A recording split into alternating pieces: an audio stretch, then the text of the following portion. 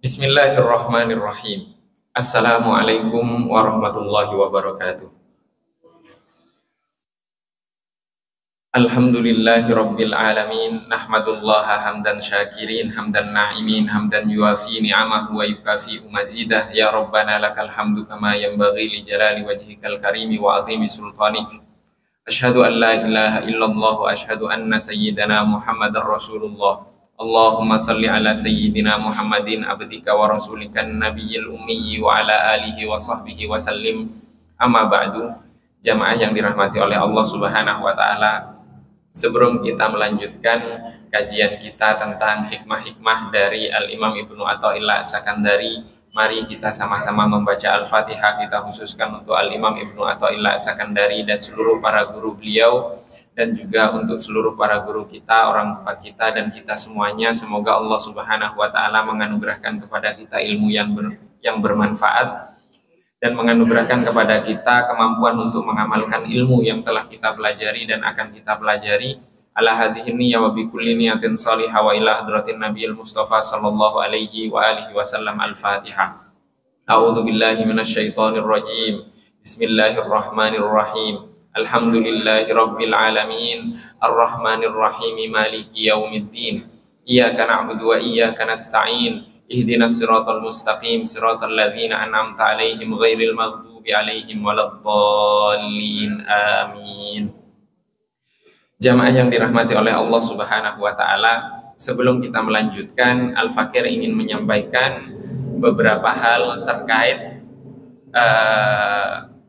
kunut yang biasa kita baca karena diminta oleh divisi dakwah dari Masjid At-Thayyibah ini, yaitu Ustadz Ali Imran, untuk menjelaskan. Yang pertama tentang redaksi doa kunut yang biasa kita baca, yaitu Allahumma hdina fiman hadait wa afina fiman afait wa tawallana fiman tawallait wa barik lana fima a'tait wa qina wasrif anna syarra ma qadait. Sampai di titik ini isinya adalah doa.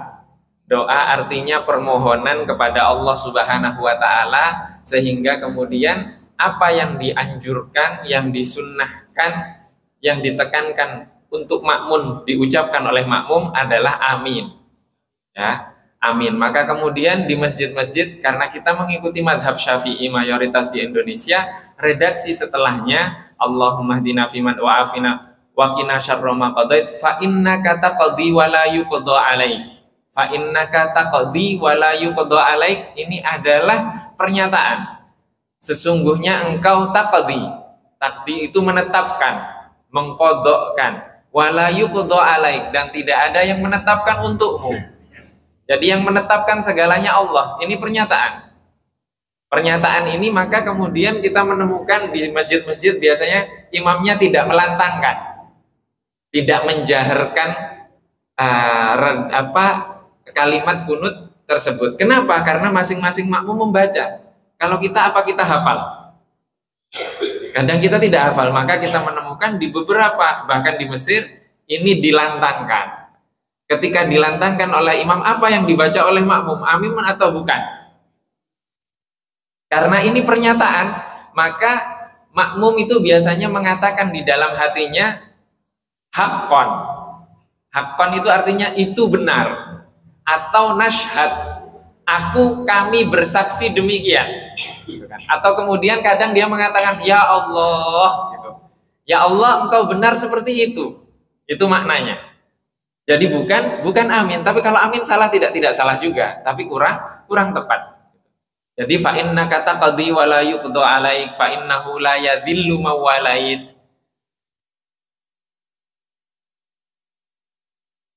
Dan seterusnya. Itu sampai akhir, sampai kemudian imam mengatakan nastaghfiruka wa natubu ilaik. Kami beristighfar, memohon ampun kepadamu, wa natubu ilaik, dan kami bertaubat kepadamu. Maka itu baru diaminkan lagi, kemudian ditutup biasanya dengan sholawat. Baru diaminkan lagi. Atau kalau kunut nazilah ditambah setelah itu dengan doa-doa. Doa-doa itu langsung menyebutkan apa? Menyebutkan orang-orang zalim yang sedang menzalimi umat Islam, umatnya Nabi Muhammad Shallallahu Alaihi Wasallam. Maka kemudian terkadang kita menemukan ada yang mengatakan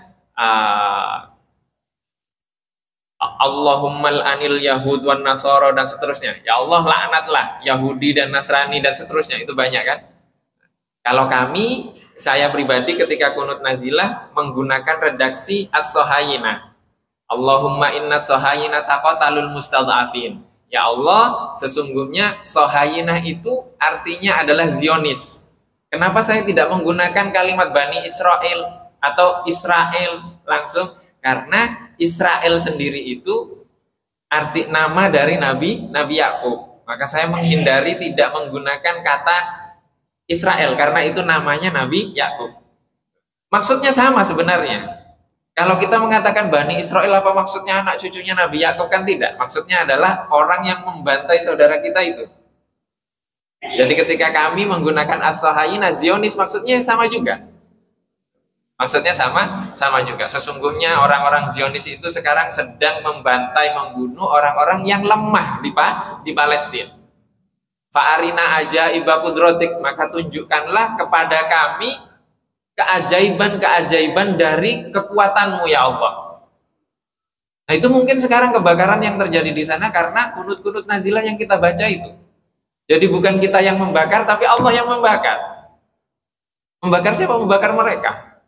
Nah itu semuanya isinya doa, laknat, dan kemudian memohon kepada Allah Subhanahu wa Ta'ala agar memberikan kelembutan kepada saudara-saudara kita yang tidak mampu di sana. Ini kurang lebih sedikit tentang kunut yang kita baca. Kemudian kita lanjutkan dengan hikmah yang ke-43 yang kemarin sempat kita kaji sedikit. Al-Imam Ibnu Athaillah As-Sakandari menyampaikan, la tashab man la yunhiduka haluhu wa la yadulluka 'ala Allahi maqaluhu. Jangan bersahabat dengan orang yang hal di sini artinya batinnya tidak bersama Allah Subhanahu wa Ta'ala atau tidak bersama Allah Subhanahu wa Ta'ala. Janganlah bersahabat dengan orang yang kondisi batinnya, halnya tidak membangkitkanmu. Wala yadulluka 'alallahi maqaluhu, dan perkataannya tidak menunjukkanmu kepada Allah Subhanahu wa Ta'ala. Apa maksudnya? Maksudnya di sini adalah Sidi Ahmad Ibnu Ajibah mengatakan di dalam Iqazul Himam, redaksinya seperti ini yang beliau sampaikan. Orang yang kondisi batinnya membangkitkanmu adalah ia yang ketika engkau melihat orang tersebut mengingatkanmu kepada Allah. Baru melihat saja sudah ingat kepada Allah.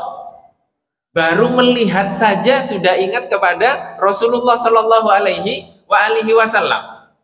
Itu bagaimana? Contoh, di mana Rasulullah memakai cincin? Apa kita tahu? Di tangan kanan atau di tangan kiri? Di jari yang mana? Itu baru pakai cincin. Bagaimana dengan Rasulullah? Bagaimana dengan hal-hal yang lainnya? Kalau memakai cincinnya Rasulullah saja di mana kita tidak tahu. Nah, para ulama itu pakai cincinnya saja itu mengikuti di mana Rasulullah memakai cincin. Jadi kalau ingin tahu Rasulullah pakai cincin di mana, tinggal lihat ulama itu pakai cincinnya di mana. Sesimpel itu.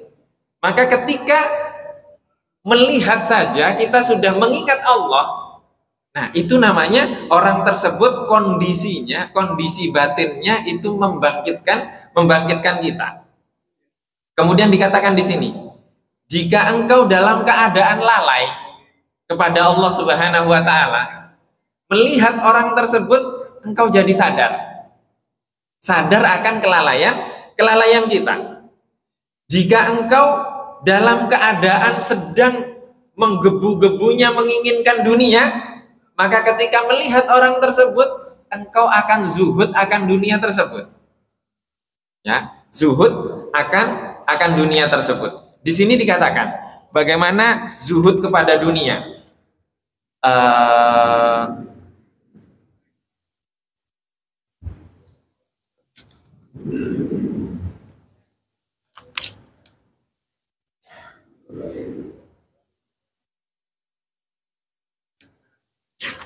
Maaf,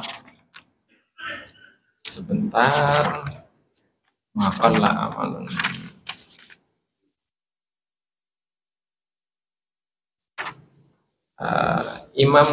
Imam Junaid kalau tidak salah mengatakan, ini kisah dari Imam Junaid. Imam Junaid itu ketika di Baghdad, beliau sedang berkumpul bersama murid-muridnya. Kemudian didatangi orang kaya. Orang kaya ini membawa sebagian hartanya, ditunjukkan ke Imam Junaid. Kemudian Imam Junaid bertanya, itu milikmu? Benar, itu milikku, katanya. Kamu masih punya lagi nggak yang seperti itu? Oh, ada lagi, masih banyak. Kemudian Imam Junaid kembali bertanya, kamu masih ingin yang seperti itu lagi atau tidak? Harta yang ditunjukkan. Oh iya, saya akan berusaha lagi agar saya mendapatkan seperti itu. Kemudian Imam Junaid mengatakan kepada orang tersebut, pergi kamu dari kami sekarang. Kami tidak butuh hartamu dan kami tidak butuh dirimu. Kenapa? Kami tidak memiliki harta, tapi kami juga tidak menginginkan harta. Bagaimana kamu sudah punya harta, masih ada yang kamu simpan, kemudian kamu masih ingin mencari lagi? Jadi lebih mending kami ini. Kami tidak punya harta dan kami tidak butuh harta, kami sudah cukup. Dan kami tidak mencari harta, tidak mencari dunia. Maksud dari Imam Junaid. Maka ketika bertemu dengan orang seperti ini, itu mengingatkan kepada dunia, mengingatkan kita kepada Allah Subhanahu wa Ta'ala. Ketika kita sedang ingin-inginnya dunia, melihat orang tersebut, kita lupa dengan dunia itu. Kita lupa dengan dunia itu. Kami punya guru namanya Profesor Dr. Ali Jum'ah Muhammad. Ini orang kaya raya, mufti di Mesir. Kaya raya, seluruh instansi lembaga fatwa itu beliau rutin umrohkan dan hajikan. Rutin umrohkan dan hajikan. Diurut itu dari yang tinggi jabatannya di lembaga itu sampai office boy-nya. Itu semuanya ngurut untuk umroh dan haji. Bahkan kepala divisi di lembaga fatwa itu semuanya di tahun itu ya, tahun 2005, 2006, 2000 sampai 2000 berapa, itu kepala divisinya dibelikan Lancer oleh beliau. Mobil sedan Lancer untuk dinas, dan itu dari uang pribadi. Dari uang pribadi. Nah, orang-orang alim yang seperti ini itu mengingatkan bahwa apa? Itu biasa. Hal seperti itu biasa, dan itu hanya dunia. Dia akan mengingatkan orang ini kepada Allah Subhanahu wa Ta'ala, pemiliknya. Jadi tidak lalai. Tidak membuat lalai. Tidak membuat lalai. Ini contoh dalam kehidupan kita bahwa apa? Kondisi batin seseorang itu dapat mengingatkan seorang hamba kepada Allah Subhanahu wa Ta'ala. Mengingatkan kepada Allah Subhanahu wa Ta'ala. Kemudian dalam hikmah ini dikatakan kondisi batin dan perkataan. Perkataannya menunjukkan seseorang, mengarahkan seseorang kepada Allah. Artinya kondisi batin saja tidak cukup. Kondisi batin saja tidak cukup, tapi butuh ada orang yang bisa menyampaikan sesuatu, makna dari apa yang dia rasakan tadi dalam bentuk perkataan yang bisa difahami. Nabi Musa, ada Nabi Harun yang menjadi juru bicaranya. Karena Nabi Harun lebih bagus dalam penyampaian dari Nabi Musa. Maka Allah mengutus Nabi Harun membersamai Nabi Musa dalam kondisi itu. Maka kita di sini tidak bisa Ada orang yang kondisi batinnya bersama dengan Allah Subhanahu wa taala tapi dia tidak bisa mengungkapkan. Akhirnya istilah kita namanya jazab. Kita kan nyarinya biasanya ulama yang seperti ini, orang-orang yang seperti ini. Oh, ini wali ini, nggak pakai baju. Itu kan ramai itu di HP itu. Oh, ini wali Allah ini, pakai celana pendek, rambutnya gondrong, tidak bersih sama sekali. Mungkin ia wali, tapi tidak boleh diikuti. Kenapa? Memang ada nabi yang seperti itu. Ada nabi yang kondisi batinnya lurus kepada Allah, terus aneh-aneh. Ada tidak? Ada. Namanya Nabi Khidir. Tapi kita tidak boleh mengikuti. Kita harus ikut Nabi Musa. Karena zahir sama lahirnya cocok. Zahir sama lahirnya cocok. Maka di sini butuh ada yang bisa membahasakan. Dan ini menunjukkan bahwa apa? Kondisi batinnya sesuai dengan perkataannya. Dan perkataannya sesuai dengan ilmunya. Sesuai dengan ilmunya. Di sini Al-Imam Ahmad Ibnu Ajibah di dalam Iqadhul Himam mengingatkan kita.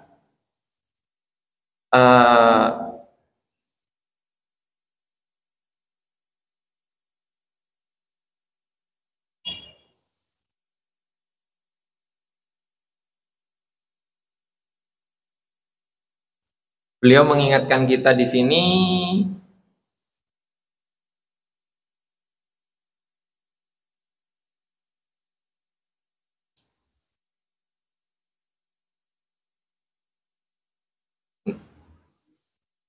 i'lam, ketahuilah annahu la yuqarribu taliballahi ilallahi syai'un mithla julusihi ma'a arifin billahi in wajadahu.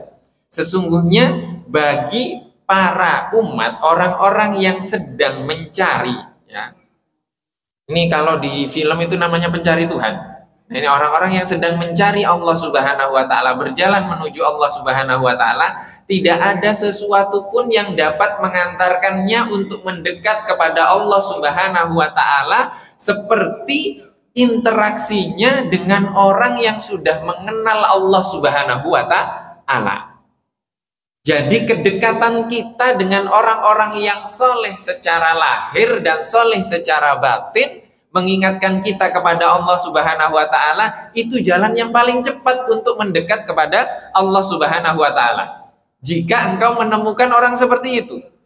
Wa in lam yajidhu, jika kamu tidak menemukannya, fa alaihi bi dzikrillahi lailan wa nahara qaiman wa qaida, maka hendaklah ia mengingat berzikir kepada Allah Subhanahu wa taala malam hari dan siang hari, duduk dan tidur, duduk dan berdiri. Ma'al uzlati an abna'id dunya, bersamaan dengan itu hendaklah ia menjauhi orang-orang yang mencari dunia. Bi adamil julusi ma'ahum, dengan tidak berinteraksi dengan mereka. Wa adamul kalami bidzalika, dan tidak membicarakan mereka. Kemudian dikatakan di sini,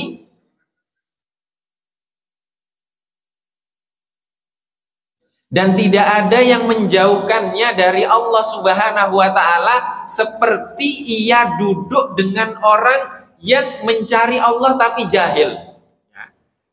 Dia ingin mendekat kepada Allah tapi jahil. Dia tidak punya ilmunya. Dia tidak punya ilmu untuk mendekat kepada Allah Subhanahu wa taala. Maka rame kan film Malaysia yang viral itu namanya Walid. Itu rame, itu banyak yang berjualan seperti itu sekarang dengan pakaian-pakaian yang ingin dengan ajaran-ajaran yang mengatakan dekat kepada Allah tapi tidak sesuai dengan tuntunan Rasulullah Shallallahu Alaihi Wasallam. Al-fakir al-jahil akbahu minal ami al-ghafil bi alfi dhi'fin. Berinteraksi dengan orang yang fakir jahil. Fakir di sini maksudnya orang yang mendekat, ingin mendekat kepada Allah tapi tidak memiliki ilmu. Tidak memiliki ilmu. berinteraksi dengan orang yang fakir dan jahil ini lebih buruk 1000 kali daripada berinteraksi dengan orang yang awam. Ya, dengan orang yang awam tapi lalai. Kemudian dilanjutkan lagi di sini, berinteraksi dengan orang yang sudah mengenal Allah Subhanahu wa Ta'ala itu lebih utama daripada uzlah atau menyendiri. Kan banyak orang-orang biasanya kalau di Jawa itu namanya tirakat. Tirakat itu sampai ke goa, ke begini. Itu tidak ada apa-apanya daripada duduk bersama dengan orang yang soleh. Duduk bersama dengan orang yang soleh. Kami sering berinteraksi dengan para ulama. Itu perjalanan. Misal, saya pernah mendampingi Syekh Muhammad Fadil Al-Jilani, cucunya Syekh Abdul Qadir Al-Jilani yang ke-24. Terbang dari sini ke Kalimantan. Padahal beliau juga tidurnya sedikit. Selama penerbangan itu, turun di bandara saya tidur. Sepanjang jalan saya tidur. Beliau mengatakan, "Aska, kamu dari tadi tidur. Saya sudah baca 10 juz."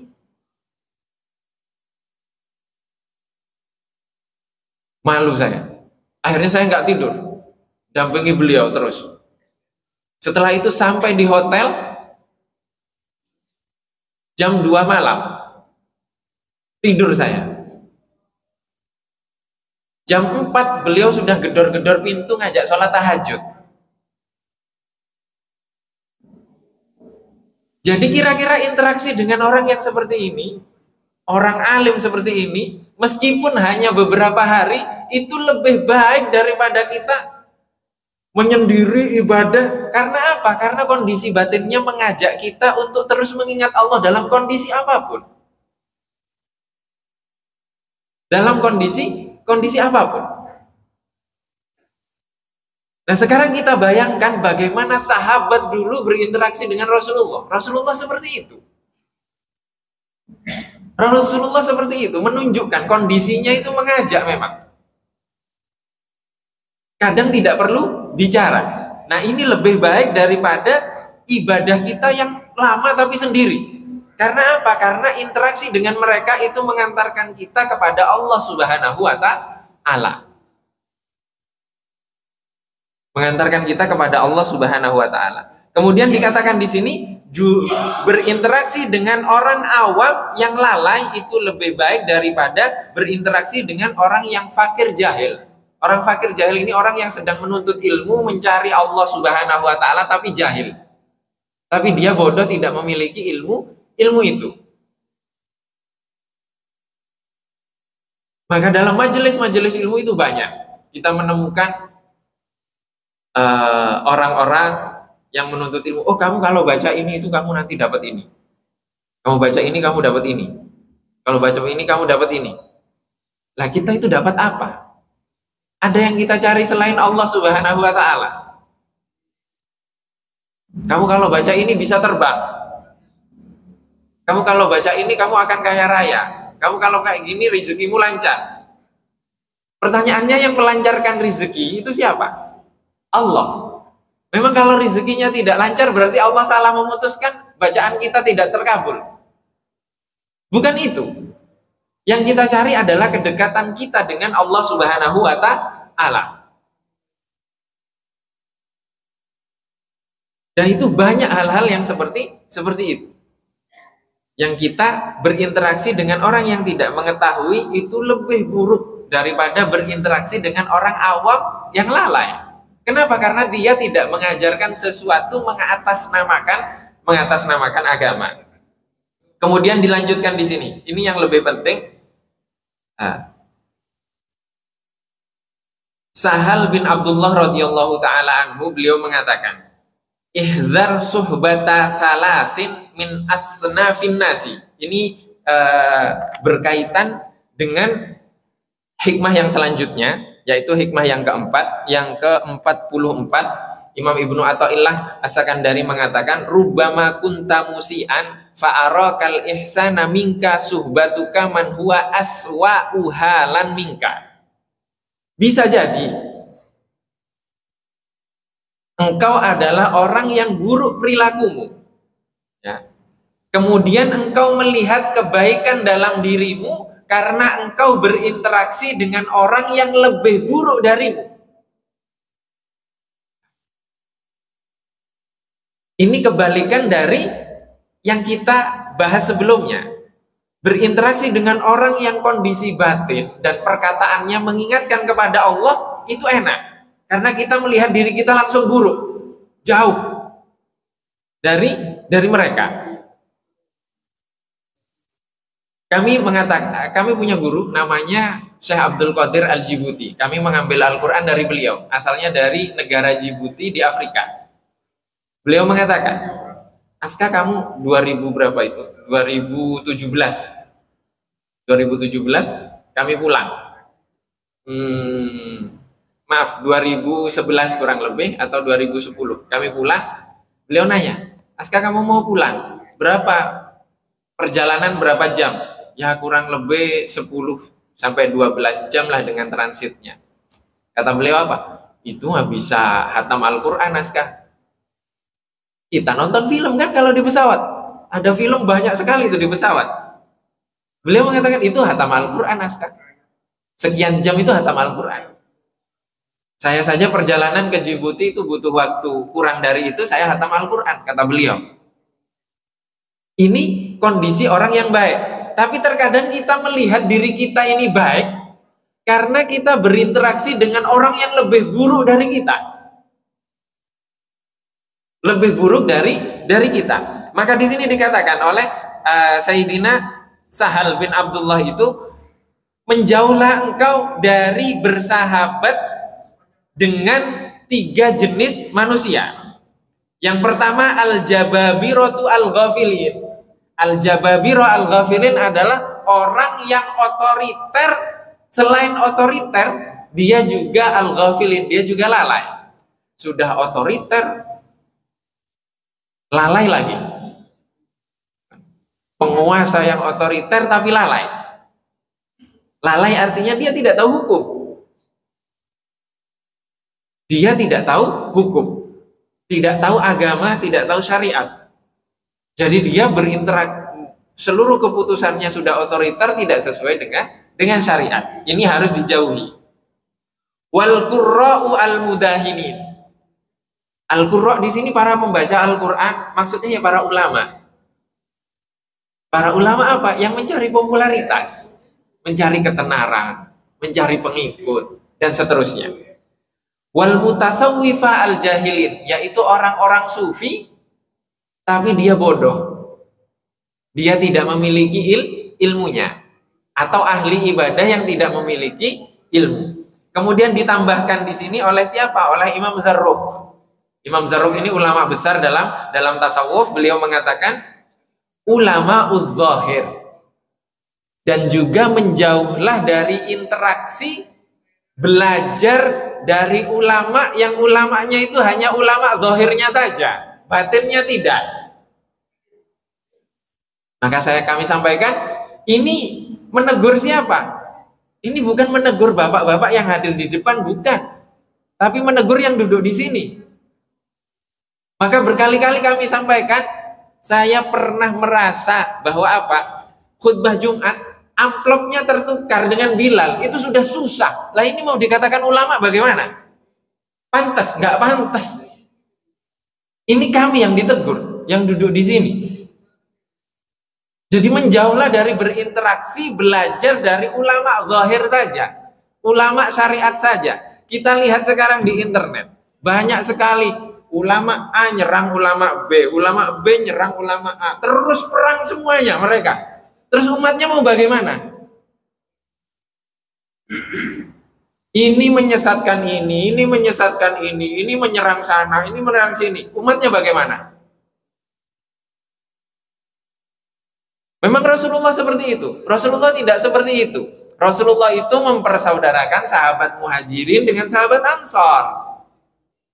Kalau kita tidak, Kita itu memisahkan sahabat Muhajirin dan sahabat Ansor biar perang, biar bermusuhan. Hanya karena apa? Hanya hal-hal yang zahir saja. Maka menjauhlah dari ulama zahir. Kemudian Imam Ahmad Ibnu Ajibah menjelaskan. Kultu, kata Imam Ahmad Ibnu Ajibah, al-julusu ma'ahum al-yauma akbahu min sab'ina amiyan ghafilan wa faqiran jahilan. Berinteraksi dengan ulama zahir saat ini lebih buruk daripada berinteraksi dengan 70 orang awam yang lalai dan berinteraksi dengan 70 orang penuntut ilmu yang jahil. Maka sekarang perpecahan belah kita itu karena apa? Karena banyak ulama zahir. Karena banyak ulama zahir, ulama syariat saja. Ulama syariat saja. Sedangkan Rasulullah mencontohkan seperti itu tidak. Rasulullah tidak mencontohkan seperti itu. Jadi kita harus mencari ulama yang zahir dan ulama yang batin juga sekaligus. Sehingga kita mendapatkan bimbingan dan kita tahu akan kesalahan-kesalahan kita. Jamaah yang dirahmati oleh Allah Subhanahu wa Ta'ala.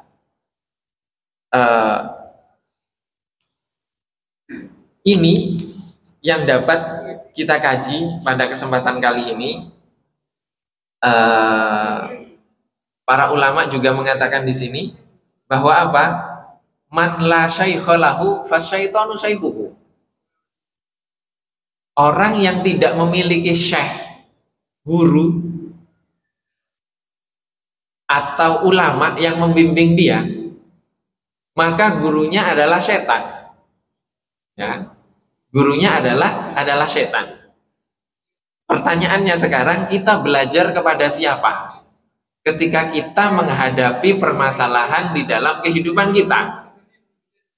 Rata-rata kita bertanya kepada siapa? Kepada internet, kepada YouTube, kepada Instagram, kepada Twitter dan media sosial. Kita tahu tidak sumbernya dari mana? Atau sekarang kita bertanya ke AI. Kita tahu tidak sumbernya dari mana? Tidak tahu. Sedangkan penerapan dari sebuah ilmu yang kita baca itu berbeda. Tidak bisa tekstual langsung kita terapkan.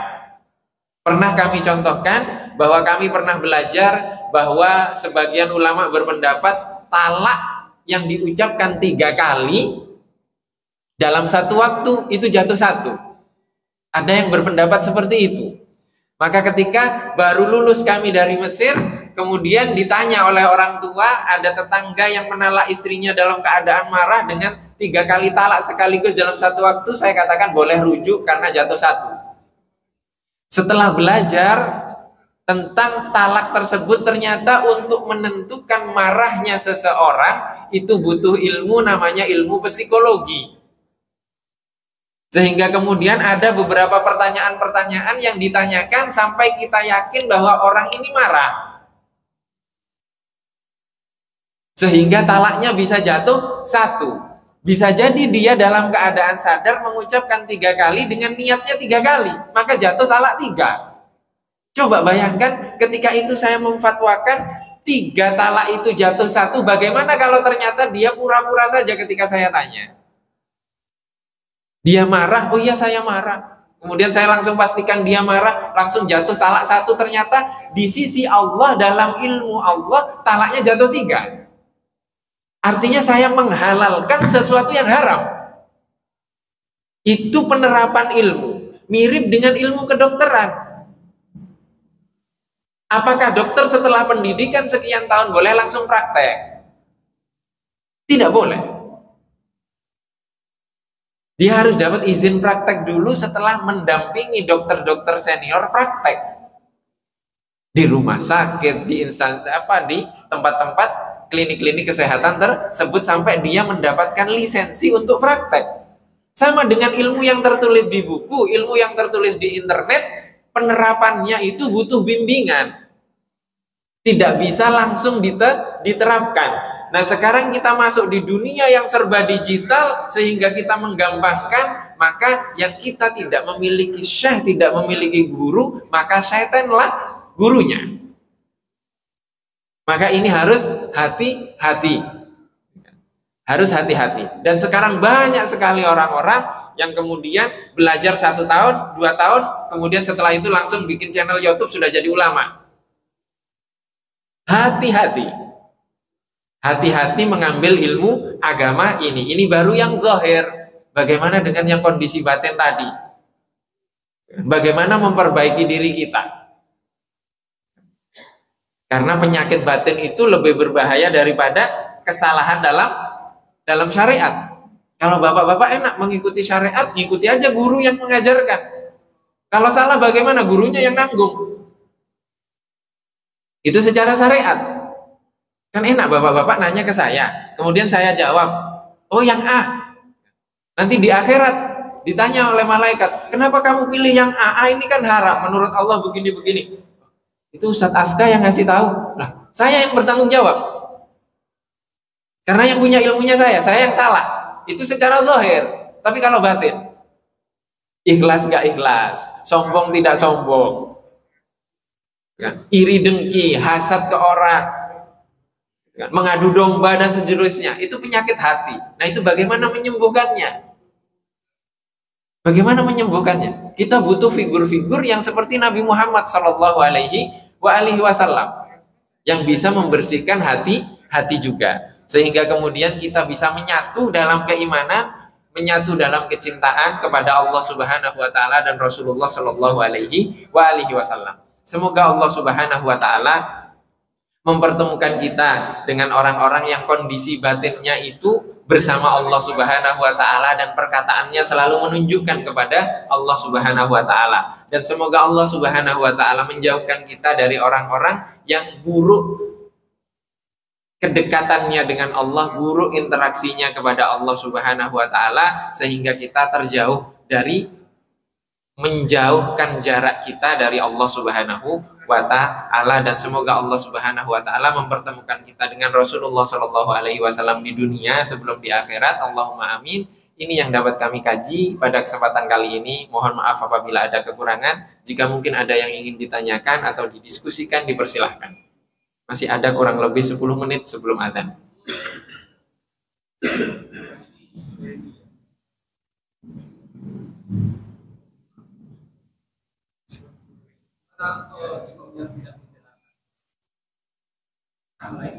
Kenapa?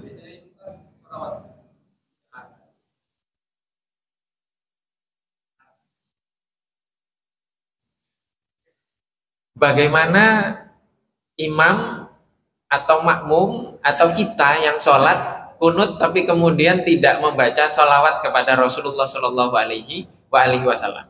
Pertanyaannya, kita kunut atau tidak kunut itu boleh tidak? Boleh. Boleh. Dalam mazhab Syafi'i, kunut itu sunnah muakkad. Sunnah yang sangat dianjurkan, ditekankan. Sehingga kalau ditinggalkan, sujud sahwi. Itu dalam mazhab Syafi'i. Dalam mazhab Maliki, dianjurkan. Dalam mazhab Maliki. Kemudian dalam mazhab Hanafi, bid'ah. Jadi kunut subuh itu bid'ah. Artinya para ulama berbeda. Kita tidak kunut saja tidak apa-apa. Jadi kalau ada yang tidak kunut, ya tidak apa-apa. Berarti kalau ada yang kunut lupa membaca sholawat atau tidak membaca sholawat, boleh atau tidak? Boleh. Boleh. Tapi pertanyaannya, ya kan nggak enak ke Rasulullah. Jangan-jangan doa kita itu tidak diterima, justru sholawatnya yang diterima. Karena sholawat itu pasti diterima. Maka dianjurkan, sangat-sangat dianjurkan untuk membaca sholawat. Sangat dianjurkan. Jadi tidak apa-apa. Tidak batal dan tidak berpengaruh sama sekali. Wallahu wa rasuluhu a'lam. Ada yang lain?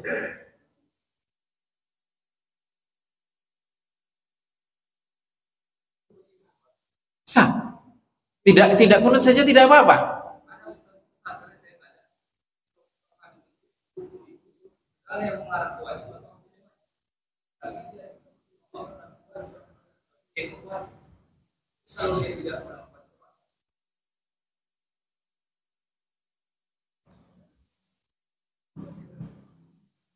Begini, selama ada perbedaan di kalangan para ulama, kenapa kita memperdebatkan itu? Itu pertanyaannya. Jadi kalau ada ulama yang masih membolehkan, kenapa kita melarang? Gitu. Apakah sesuatu yang wajib? Ini kunut itu berbeda para ulama. Hukumnya berbeda. Artinya ketika tidak ada yang tidak kunut, ya tidak apa-apa. Kita mengikuti ulama yang tidak kunut. Ketika ada yang kunut, ya sudah kita mengikuti ulama yang kunut. Mengikuti imamnya. Mengikuti imamnya. Jadi itu begitu saja.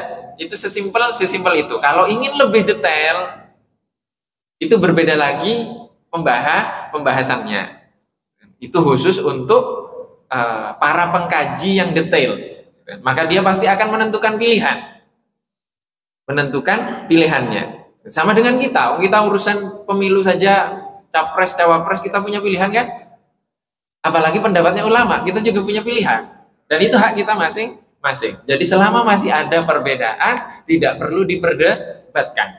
Ya, tidak perlu diperdebatkan. Kenapa? Karena itu ranahnya para ulama. Biasanya kita berdebat itu karena ketidaktahuan kita. Karena ketidaktahuan kita. Kalau kita sudah tahu, kita tidak akan berdebat. Kita tidak akan berdebat. Kami juga seperti itu. Dulu baru awal-awal belajar itu debat terus, datang ke perpustakaan itu hanya untuk membantah pendapat orang.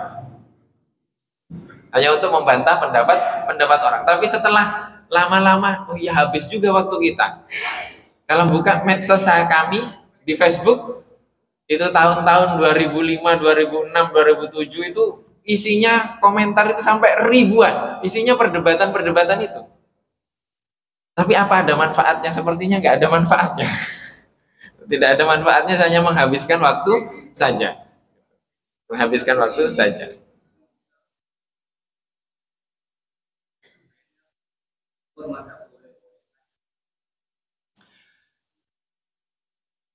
Apakah kemudian kita mengatakan ketika kita berpendapat seperti ini akan keluar pendapat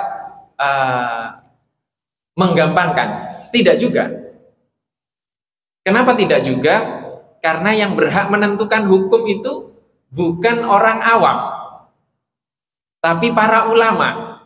Maka ketika kita bertanya, guru kita itu menjawab, ikuti itu pendapat guru tersebut, karena dia akan bertanggung jawab.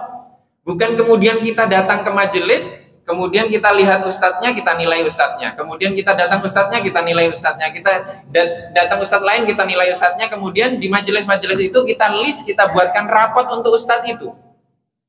Siapa kita? Siapa kita? Kalau kita ulama nggak apa-apa. Tapi kalau kita bukan ulama, tugas kita belajar. Tugas kita belajar, bandingkan, pertimbangkan, dalami. Setelah itu baru kita akan menjadi orang yang spesialis dalam bidang itu. Seperti contoh yang simple yang tadi itu yang kita bahas tentang kunut, ini kunut subuh, itu Imam Abu Hanifah itu ulama besar. Imam Syafi'i ulama besar.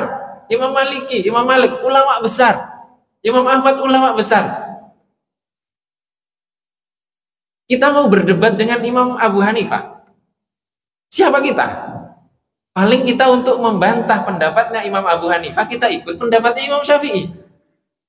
Atau kita ingin membantah pendapatnya Imam Syafi'i, kita ikut pendapatnya Imam Abu Hanifah. Itu baru sah.